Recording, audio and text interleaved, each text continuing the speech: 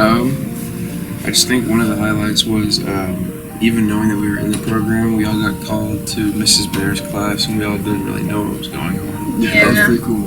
Yeah, and then we found out that we were being chosen for what we were being chosen for, and we were like, this is really cool that we actually get to be a part of it. To make such an impact was a big deal. Yeah. I feel the same. I feel the same way, my brother.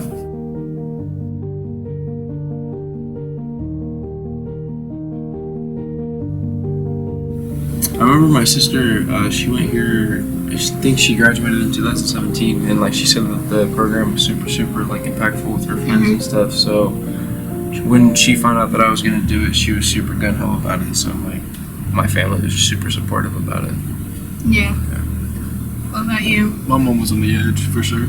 She definitely had to ask me like 10 times if I wanted to do it, because she didn't want me to do it. Yeah, neither did my parents. But, because she just didn't want the chaplain coming to my house. That kind of like messed with her a lot. Yeah. But I enjoyed the experience a lot. It changed a lot of the way I think of things now, before I make choices and all that. And the whole experience was just phenomenal for everybody. Even just meeting all the new people. Some of the people that we even had in the 15-minute program, we didn't even know really. And we all just we experienced all the same stuff, and we all took things very, very seriously, but we also did have a very good time, and we loved our experience. So I'm very grateful for the experience, and I'm sure all of them are too. Yeah. So I just found that it was pretty cool. It was dope. For me, it kind of hit a little close to home. I had a teammate about a year ago who was in a really big motorcycle accident and ended up losing his leg. And it was a really, really big, impactful thing. It completely screwed up my team for a very long time. It screwed up me.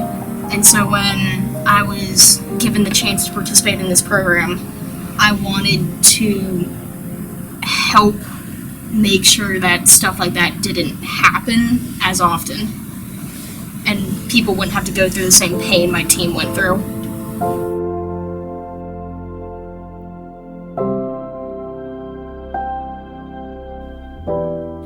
The way everybody in the city focused up during the funeral. During the car crash, everybody was kind of like laughing and all that. I understand, because it's just high school. It's just high school. It was different. They were like, what I swear, as soon as that first speaker came up for the funeral, everyone just locked in. Yeah. It was really cool to see that everyone did kind of like take that more serious. And I hopefully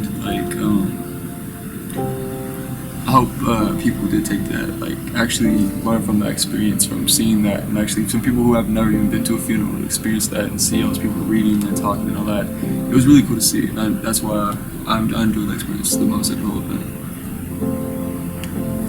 For me, it was definitely hearing my mom cry at the car crash. It was different. It was like a different kind of cry that like I'd never want to hear ever again in my life. I think that impacted a lot of people. Actually. That was wild. Because when everyone was like kind of laughing and stuff in the stands, and they heard my mom cry, like, everyone went silent. Dead silent. Yeah. And I was just like kind of laying there. I was just like, oh yeah, that worked. I think what impacted me the most was actually the stuff we did after, and like not many people knew. We went to the morgue and the cemetery, and it wasn't. The morgue was dope. I thought the morgue was dope. Bro, that was dope. Oh my god. Well, I mean, cool. I mean, the process was interesting, but walking through that hallway, that was so cool. I didn't like it. I loved it. I the smell too. Oh my god! Like I don't want to sound like a psychopath, but bro, the smell in there, like it's a smell you've smelled before. Like it's crazy. No. Like I didn't. I found that so interesting.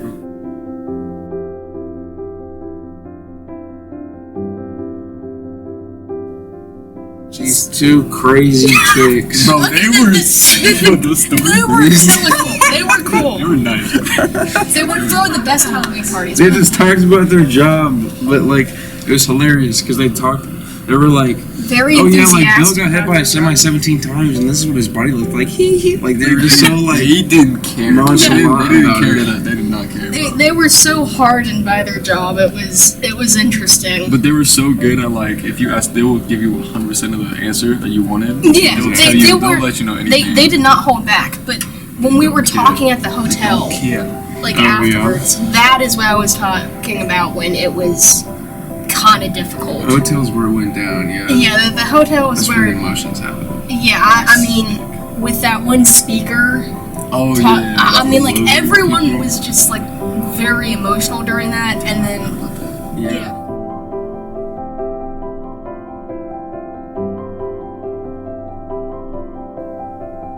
Yeah. The story. About a motorcycle accident, Yeah. which got me very emotional. You got everyone emotional. Like, everyone was. I don't tear up, but I teared up on that one. And then later that night, we were talking more. What? No, What I specifically? don't specifically remember what, but Hunkins was a chaperone. Hunkins put it up. You don't gotta expose it like that.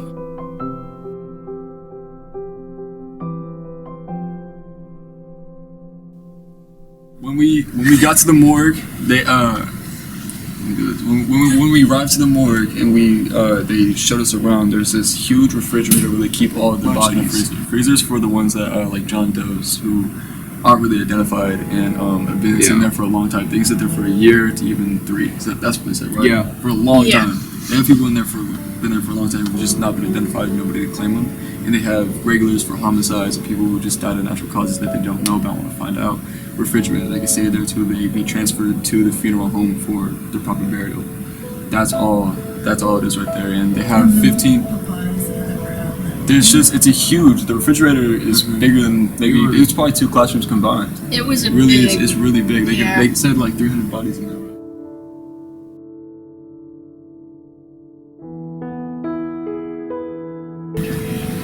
Don't do it. I was raised up very like never alive. So like never. My mom would kill me if she ever found out if I was just drinking in general underage. So I really couldn't do it. But and I would never do it. But definitely still opened my eyes for a lot of other people. Even it doesn't even have to be you. It can be other people. Say you're at a party, you see someone else doing it. You can always take their keys or hide their keys. That's what the cop kept explaining to us. Is what he used to do with his friends. Like he used to hide their keys and all that. And I found that funny. So if I'm in that predicament, I am going to do that. That's because I don't want to see anybody, especially anyone I know, like Drake or even Erica. I don't want to see that happen to anyone. Even people I don't know. If I see them and I see them about to drive home, I'll definitely say something to them, and hopefully get save a life someday. And hopefully this whole event got to save some lives and got to change some people's thinking of this situation. So Yeah. Like, my perspective of it is like, we're in high school, you know, people are gonna drink. Telling high schoolers not to drink, especially a whole student body, is like telling a bird not to fly. It's just not gonna happen. yeah, To put it most bluntly, but like you can't prevent mistakes that you can't fix.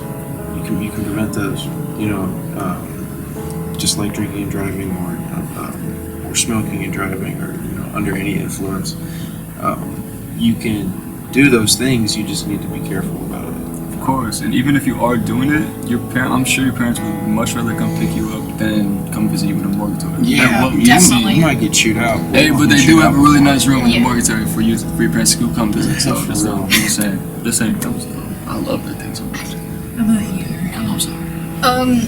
I'm kind of on that stance where my family are drinkers. I've never been in those situations really before, and if I were ever in a similar situation kind of like that, my parents would kill me. But yeah, it changed just coming back from it and explaining what happened to me to like my teammates and stuff. It really affected like them, and I'm glad maybe it had some sort of impact on seeing people I know. I mean, my job was just walking out of a classroom after a rose was placed on my desk, but maybe that impacted someone.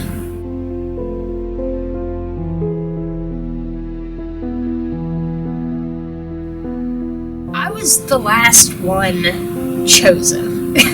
So rumors and like people were already talking about like, oh, people are being pulled out, and people were like, oh, I hope it's me, because they thought it was like maybe random. I don't know. I was like I was in the crash, so I wasn't even at school that day. Yeah, like people were like, oh, maybe it's me. I hope I get pulled out. I heard they're going to a hotel afterwards. And in my mind, I'm like, you don't want to be a part of this. And people have already been chosen. But I couldn't tell anyone. And I went through the whole day just like, when am I going to be pulled out? So yeah, and once that rose got placed on my desk, people were more surprised. They're like, what? You didn't tell me? And I'm like, I wasn't supposed to. So, yeah, that part was interesting. Yeah.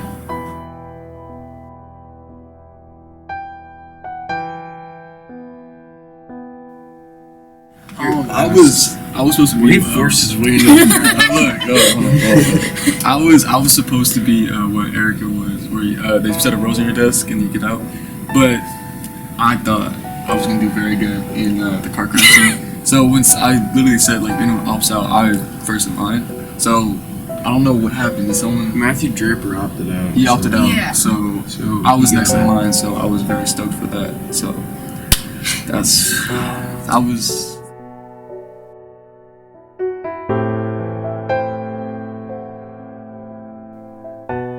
Basically, they told me just to very like act surprised, like your friends just died. So I'm not gonna be screaming and like, cause there's people can react in different type of ways, and I do understand people are like you're just walking around all this, but that's really how I feel like I would understand that situation more. Is really just like really try to take it in a little bit, and it's not really so real. What's that word? You're like just distraught, and you're just like walking around the wood.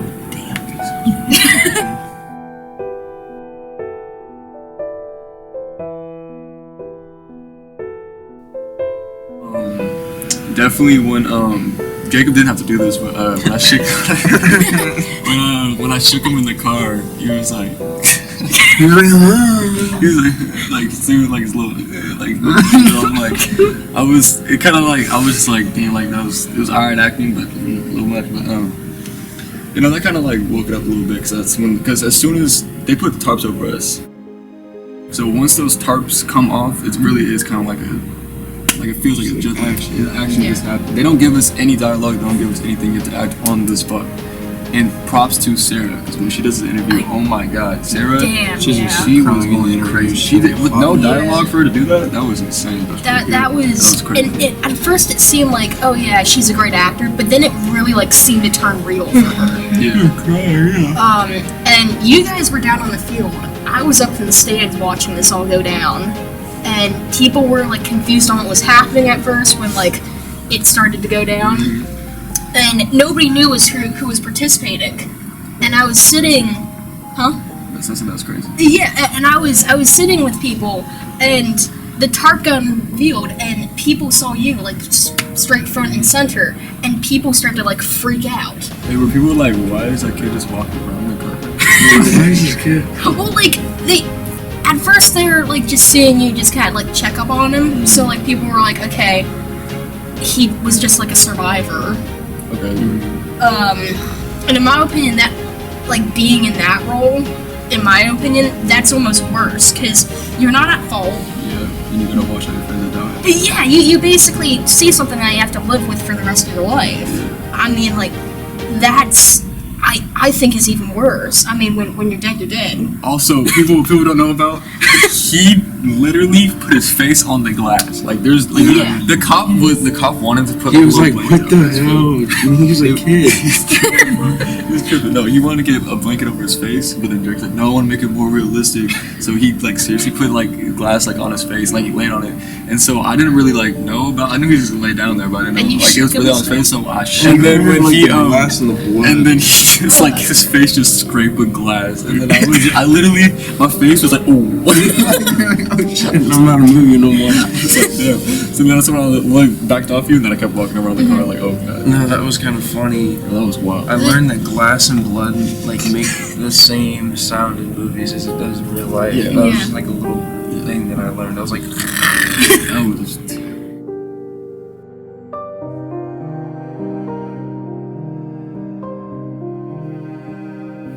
There's a guy who did my makeup in the morning, And by the way, we were here. What time were we? We were. Here? Well, I got. Five. Yeah, I was here at 5. Yeah, and then some dude he did my makeup, and then I basically just got out there, and then we saw the 2 cars. It was the first time we'd ever seen it, and we were like, okay, like that's my car, that's your car. I'm gonna be here, right? Yeah, we were out there for like 30 minutes before we. Yeah, and then we kind of just like felt it around, and then we like kind of talked to the firefighters, and we're like, okay. So how did And you get basically- placed in the car? I just crawled in the car.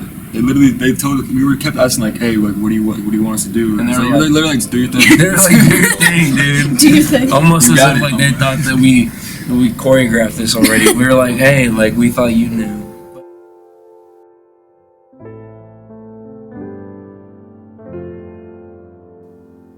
That was the hardest part for me. I got to watch. I got to keep the body bag, by the way. Yeah, bro, what did you do with that? It's in my closet. It's just sitting in your I'm like, but listen, they put me in the body bag, and then they put me in that minivan type thing. Y'all saw it. Yeah. And then they pulled out back, and then like the lady's like, "Do you want to stay in that thing?" And I'm like, "No." So then we go to the morgue, and then they put me in the freezer with all the dead people, like the shelf. That was. I didn't. You didn't tell me that. That was fun. Yeah, I didn't know that either. Yeah, they put me in the shelf. You didn't For tell all us. for a camera shot that didn't actually make it in the final cut, whatever. That's what. But being in the well body angry bag was about kind of dope. I'm not gonna lie. Like it was a relief for me because I was on that windshield and like I didn't want to look like I was breathing, so I was like restricting it a lot, which was super uncomfortable. But being in the bag, I could just lay there, and it was better. Did you like go to sleep? No, I didn't go to Yeah. bed. No, but it was hilarious because like the firefighters, they got me, and then he was like, he's got glass all over his thing. Like they didn't know, and then I was like stop touching me, and then they zipped me up, and then that was that. Yeah. Dude, that body bag is scary to be in. They put me in there because they're messed up, but they put me in the body bag. Body bag, And like you literally can't like you can't do it. Like inside you can't get out, so that's scary. Well, obviously if you're dead, Yeah. like it's scary. It's scary. That night was fun though. I'm not It gonna was lie. interesting. Just because like when you don't have your phone for like 4 hours, Yeah, we like couldn't everything contact becomes anyone. funny. Like everything becomes funny just because you don't have that like dopamine on your phone. So I like, thought it was gonna be a very long night, but like we actually it was It wasn't long enough. Yeah. we can't I tell mean- you what happened that night.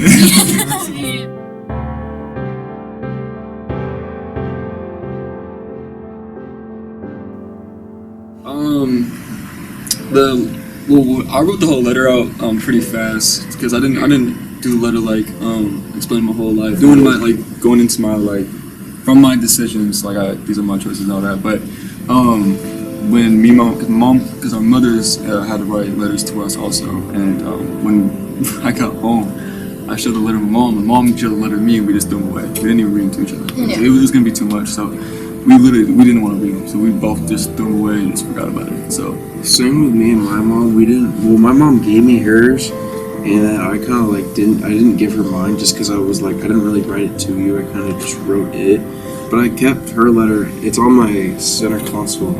Well, no, not my center console. Sorry, it's on my dashboard, but it's just folded up. Just like when I'm driving and I'm like being stupid, I can look at it and be like, "Don't be stupid." That's really Yeah. what I do. For me, I had to desensitize it. I couldn't write it to my parents. I feel kind of bad about that, but it was too close to home. I couldn't fit 17 years of my life onto a piece of paper. So I ended up writing it to my best friend, teammate, and honorary brother, and I wrote it to him instead. And gave it to him afterwards. Yeah, it was hard.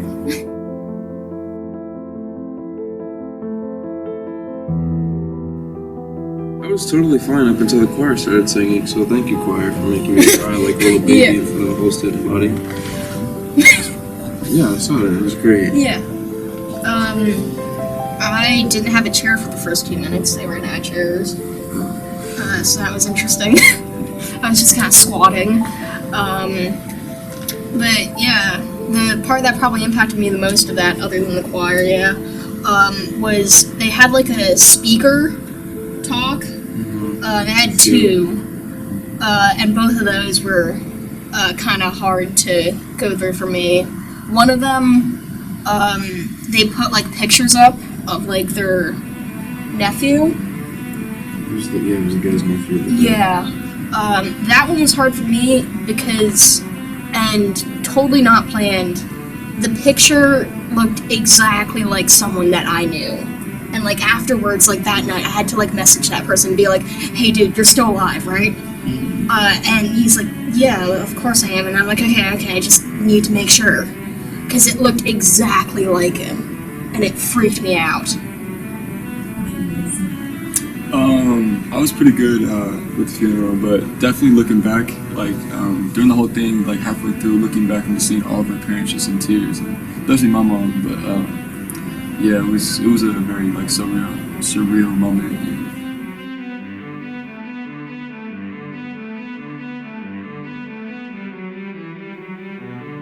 Yeah, my mom, she wanted me to do it, but at the same time, she was just kind of like hesitant. Like she thought it was just gonna be like kind of. Because the way they were explaining to us in the beginning, like we didn't know how it was all going to go down when we first heard about it. When we first heard about it, we thought they were actually going to fake our death, like it was going to be like a real thing, but not like pull us out of class with a rose with a Grim Reaper and then we leave. Like we thought it was actually going to be like kind of real, so she thought we were going to get like backlash for it and all that did, but which we did. Yeah. Which a little bit. We'll get Yeah. into that in a second. But it was such a cool experience, and my mom is very glad that I did that, and she thought it was pretty cool. So. My parents and my family supported my decision, but they still, and they agree with the effect intended, but they think that it was a little hard on them to see what happened. My mom had a hard time just processing things afterwards, and it was very hard on her, but they understand and supported why I went with it. Well, afterwards, we kind of just got in the car after the funeral, and we were like, well, that was kind of interesting what we just did. Like, the past month has been kind of interesting. Yeah, well, no, it was kind of just cool, because, like, me and her kind of did it together, and then afterwards, people were like, oh my gosh, your mom's such a good actor. I'm like, dog. She was not acting. She's not a good actor, but it was just cool to do that with her. Yeah, because it just felt like I wasn't in it alone at all. Yeah, it was interesting that we had to like keep it a secret for. Yeah, but we could tell each other, which was kind of cool. Yeah. We had a little, like,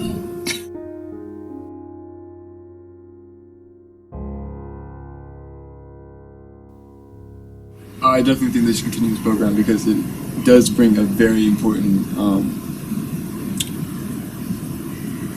message. It conveys a good message. It shows a good message to everyone, and it's a very important topic to bring up to a lot of people because we do have a lot of people and a lot of students, not just from our school, from different schools, dying from this cause, and we really don't want to get that call, just get that. Pull up Snapchat and to see that post of that one kid that died over something so stupid and so preventable. So this is a very good thing to do. So I really hope they do continue for many years to come. And yeah, I think that what we also gained is that a lot of us would have never even talked to each other if it wasn't for this experience.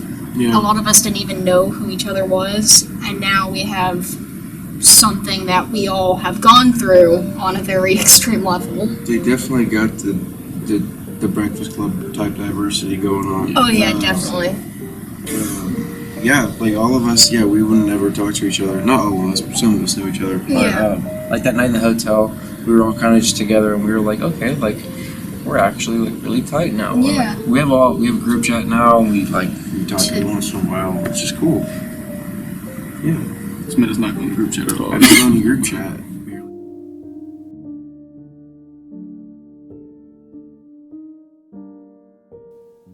Message for drinking and driving. I'm just gonna be blunt. People might drink, and that's okay. Like, but you just don't do something that's going to kill yourself or potentially kill other people. we're gonna have fun. We're gonna do what we're gonna do, but just make sure you don't screw yourself up for life. You know what I mean? Exactly. Like I said before, your parents would much rather you get a phone call from you to pick you up than something happen. Telling that your kid just died. Yeah. Just just telling everyone not to drink. Period. That's just completely unrealistic. To be completely honest. And even if your house is only like 2 minutes away, just don't drive it, because they were saying that the ones that always happen is the ones where it's the quickest drive. Yeah, just because you feel so comfortable in your area and what you live in. Bye. Do it. Don't drink and drive.